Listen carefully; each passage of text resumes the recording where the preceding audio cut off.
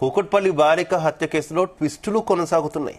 పోలీసుల విచారణలో బాలుడి అసలు టార్గెట్, చిన్నారిని ఎందుకు చంపాడు, అసలు ఏం జరిగింది అనే దానిపై ఒక్కొక్క నిజం బయటపడుతుంది. క్రిమినల్ కావాలనేదే బాలుడి గోల్గా చెబుతున్నారు పోలీసులు.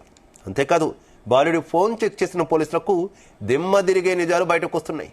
ఫోన్ మొత్తం క్రైమ్ సిరీస్లతో నిండిపోయింది. ఎలా మర్డర్ చేయాలి, ఎలా డాన్గా ఎదగాలి అనే దానిపైనే బాలుడి దృష్టి ఉన్నట్టు తెలుస్తుంది.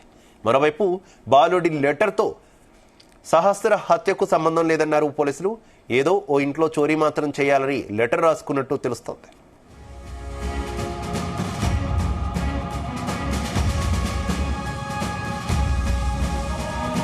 ఇదే విషయానికి సంబంధించి మరింత సమాచారం మా క్రైమ్ బ్యూరో చీఫ్ రవితేజ అందిస్తారు. రవితేజ, కూకట్పల్లి సహస్ర మర్డర్ కేసులో నిందితుడైన మైనర్ బాలుడు పైన ఎస్టీఎస్సీ అట్రాసిటీ కేసు నమోదు చేసేటువంటి ఆలోచనలో పోలీసులు ఉన్నట్టుగా తెలుస్తోంది.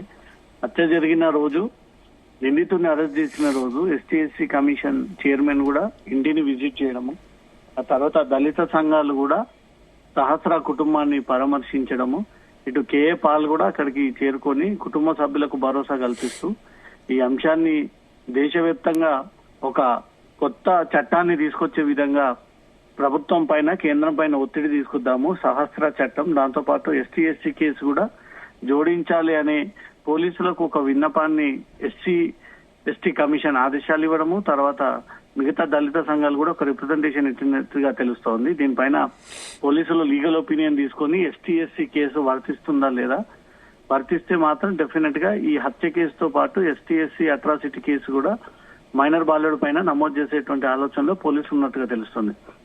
అయితే తను ఇప్పటి వరకు జరిపినటువంటి ఇన్వెస్టిగేషన్ లో తను క్రిమినల్ అవ్వాలనే మైనర్ బాలుడు యొక్క గోల్ అంటూ పోలీసుల ఇన్వెస్టిగేషన్ లో బయటపడింది. క్రైమ్ సిరీస్ ఎక్కువగా చూసి క్రిమినల్ అవ్వాలనుకుని ఈ బాలుడు ప్రతిదీ ఈ సిఐడి సీరియల్స్ ద్వారా అక్కడ వచ్చేటువంటి ఎపిసోడ్లన్నీ కూడా ప్రతిదీ పేపర్ పైన రాసుకొని ఆ రకంగా తను ముందుగా హీరో అవ్వాలి, క్రిమినల్ అవ్వాలి, విలన్ అవ్వాలి అన్న ఒక ఆలోచనతోటి ఇన్ని రోజుల పాటు ప్రతిదీ దాన్ని ఫాలో అవుతా ఉన్నాడంటూ మాత్రం పోలీసులు దీన్ని గుర్తించడం జరిగింది. రాసుకున్నటువంటి లెటర్ కి సహస్ర హత్య కేసుకైతే ఎలాంటి సంబంధం లేదు.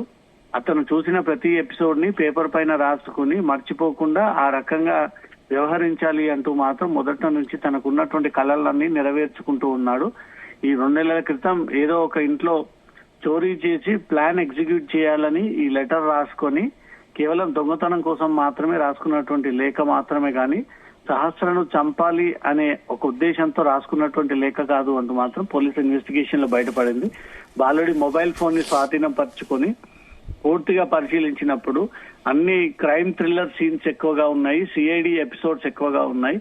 వాటికి బాగా అలవాటు పడి తను కూడా క్రిమినల్ అవ్వాలి అనే ఒక ఆలోచనతోటే ఈ అన్ని అలవాటు పడి వాటికి అడిక్ట్ అయ్యి ఈజీగా దొంగతనం చేసి బయటపడవచ్చు అంటూ కూడా మొదట రిహార్సల్ చేసేటువంటి ప్రయత్నం చేశాడు. ఆ మొదట రిహార్సలే హత్య కేసు కిందకు మారడము, బాలికను చంపడము, అనంతరం 20 కత్తిపోటు పైన ప్రయోగం చేయడంతో ఈ బాలిక చనిపోయింది అంటూ మాత్రం పోలీసులు ఇంతకు ముందే నిర్ధారణ చేయడం జరిగింది. కాబట్టి తన వ్యవహార శైలి, తన ఆలోచన తీరు, అసలు క్రిమినల్ గా ఎందుకు మారాలనుకున్నాడు అనే దానితో కూడా పోలీసుల విచారణ జరిపినప్పుడు ఈ అంశాలన్నీ కూడా వెలుగులోకి వచ్చినట్టుగా తెలుస్తోంది. శివ, అయితే ఈ మొత్తం వ్యవహారంలో క్రైమ్ సిరీస్ లు చాలా ప్రభావం ఆ బాలుడి మీద చూపించిన సిచ్యువేషన్ అయితే కనిపిస్తుంది కదా. గతం నుంచి మనం చాలా సార్లు మాట్లాడుకుంటున్నటువంటి పరిస్థితి, పోలీసులు మానసిక నిపుణులు కూడా అదే తేలుస్తున్నారా, లేదంటే ఇతను కావాలని డాన్ అవ్వాలనే వాటికి ఎడిక్ట్ అయ్యాడు అనుకోవాలి రవితేజ్?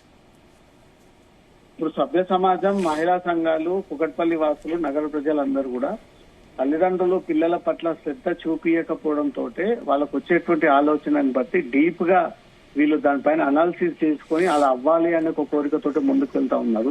ఇన్స్టాగ్రామ్ లో అర్థం పర్థం లేనటువంటి రీల్స్ ని చేయడము, ఏదో రకంగా హైప్ క్రియేట్ చేయాలంటే ఒక కంటెంట్ లేని సబ్జెక్ట్ ని ఎంచుకుని దాని ద్వారా వివాదాన్ని క్రియేట్ చేసుకోవడము, కొంతమంది సినిమాల ప్రభావం, పాటల ప్రభావం, ఈ క్రైమ్ థ్రిల్లర్స్ ప్రభావం కారణంగా చాలా మంది దాన్నే డీప్ గా భావించి దాన్ని ఒక డిప్రెషన్ లోకి వెళ్లిపోయి అదే విషయాన్ని తదే మనసు తలుచుకుంటూ పిచ్చి వాళ్ళు అయినటువంటి సిచ్యువేషన్ రిహాబిలిటేషన్ సెంటర్ కి పంపినటువంటి పరిస్థితులు కూడా ఉన్నాయి. ఇవన్నీ కూడా తల్లిదండ్రులు పిల్లల పట్ల శ్రద్ధ లేకపోవడము, పట్టించుకోకపోవడము, వాళ్ళ వృత్తిరీత్యా వాళ్ళు తర్వాత పిల్లలు ఇలాంటి అలవాట్లు పడి దాంట్లో నుంచి బయటికి రాలేక తనే హీరో అని అనుకోవడము, పోల్చుకోవడము, విలన్ అవ్వాలని, క్రిమినల్ అవ్వాలని, హీరోయిన్ అవ్వాలని రకరకాలుగా వీళ్ళ అభిప్రాయాలను సోషల్ మీడియా ద్వారా వ్యక్తం చేసేటువంటి ప్రయత్నం చేస్తా ఉన్నారు. సేమ్ సహస్ర హత్య కేసులో కూడా ఈ మైనర్ బాలుడు చాలా రోజుల నుంచి క్రైమ్ థ్రిల్లర్స్ అన్ని సిఐడి ఎపిసోడ్